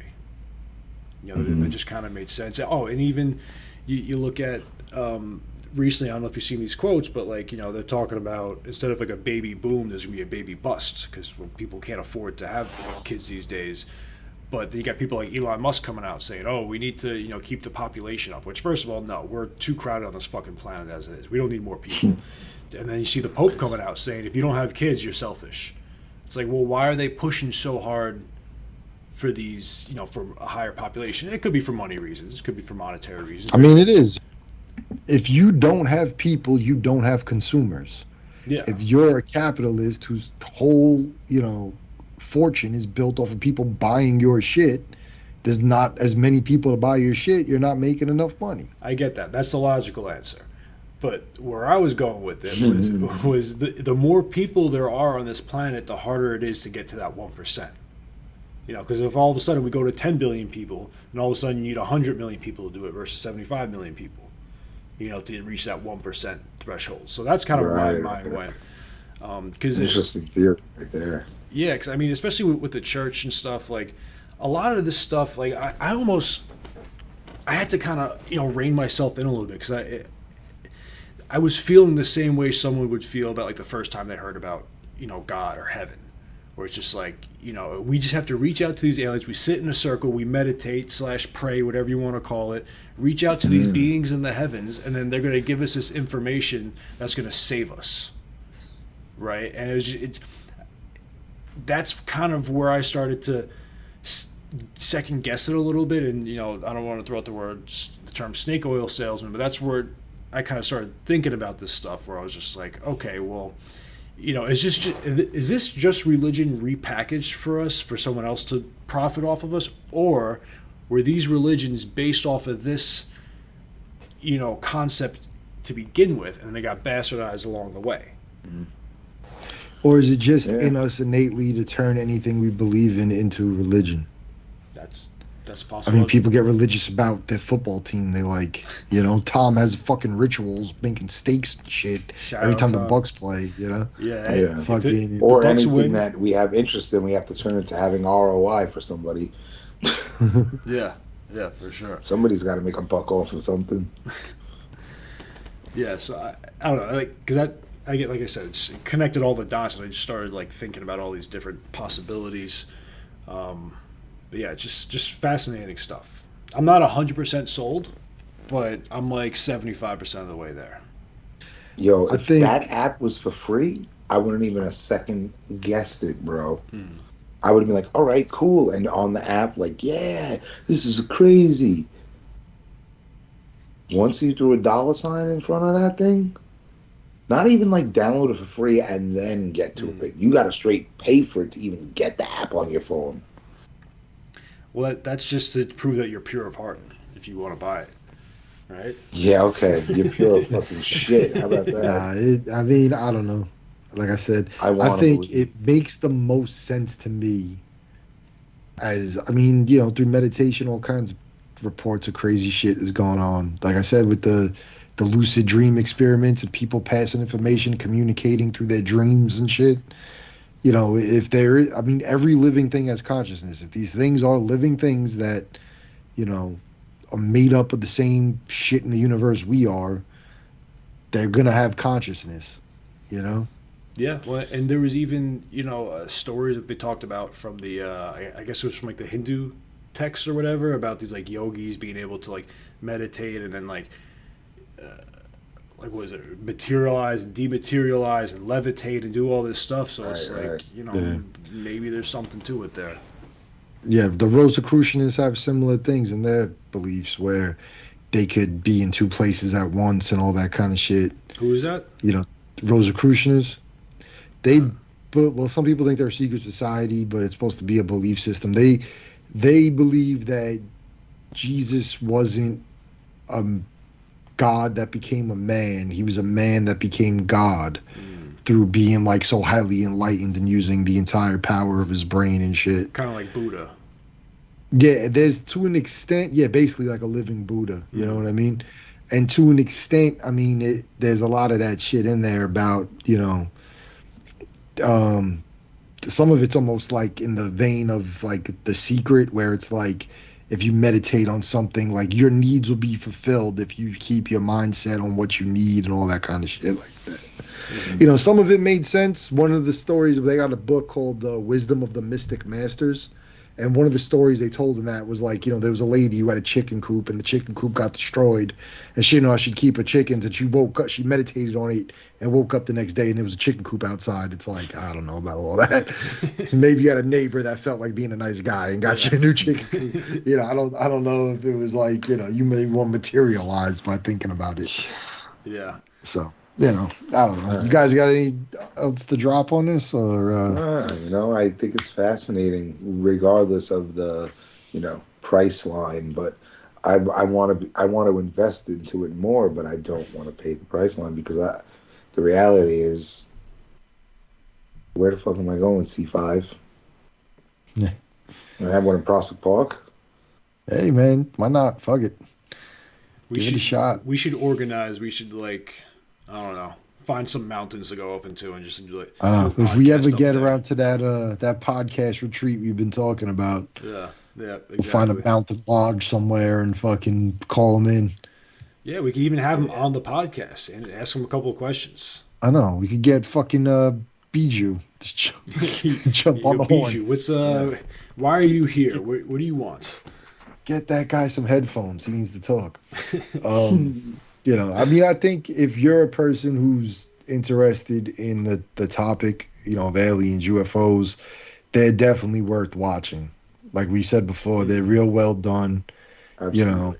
You get into the deep state stuff in Unacknowledged. The consciousness stuff is super interesting in the other one, So very thought-provoking, Yeah, I like the stuff about Close Encounters of the Third Kind, the movie, and it showed that Steven Spielberg was working with the guy who's the head of Project Blue Book on making this.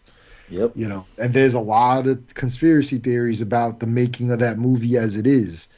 I listened to an audio book called The Secret Journey to Planet Serpo. I think it was called. I got to look it up. I can't remember the exact name of it. It's something like that. But it, you know, basically, I mean, not that it's a spoiler. The movie's like fucking 40 years old, but, you know, Close Encounters of the Third Kind, when they have, you know, the swap, when the thing meets and like some humans go on the ship and some aliens come off, there's, you know, a lot of things saying that was a real program where we did a swap and sent 13 of our scientists to this planet Serpo to learn. They left one alien with us, and, you know, that movie was kind of putting that thought out there. So down the line, if it ever does come out, you know, it's pretty fucking, it's cool shit, man. And if you read the original script that was written for Close Encounters of the Third Kind that they bought from the woman who wrote it, it has like nothing to do with the movie they put out. Really? So they called it that, but it's nowhere near what the original script of it was. Like, he made a completely different movie and just used that name. And he did it with the help of the guy who was the head of Project Blue Book. You know, wow. So pretty dope stuff. But what we got up next week? Right. We are going to be doing The Holy Mountain. Oh, yeah, baby. I've never seen it. JMac, I don't think, has seen it either. Joey recommended it. It's supposed to be a trip, so should be right up our alley after talking about all this shit. Yeah, I don't really know much about it. I just know it's supposed to be a wild movie. But do you have anything you want to say about it, or just kind of leave it up? Let's just say this is, I think, his second movie. His first movie was called El Topo, and it became known as like one of the original midnight movies. They used to play it, you know, midnight showings in the city. People would go there, trip balls, and watch this film. So The Holy Mountain comes out 4 years later in 1973, I believe, and another surrealist film by Jigodowski, where he puts on something that's probably never ever been done before and may never ever will be done before. So we'll get into that next time. Yes, we will. Yes, we will. Definitely get high on something before this one.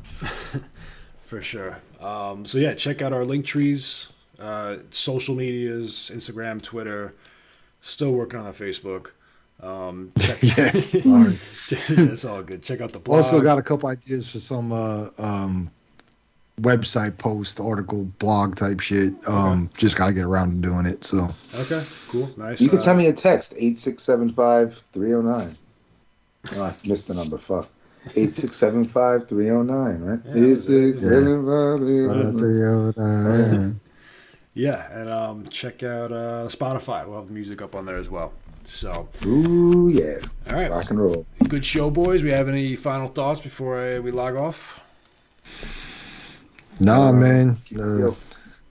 Yeah. Great. See you guys next time. Peace. Later. Peace.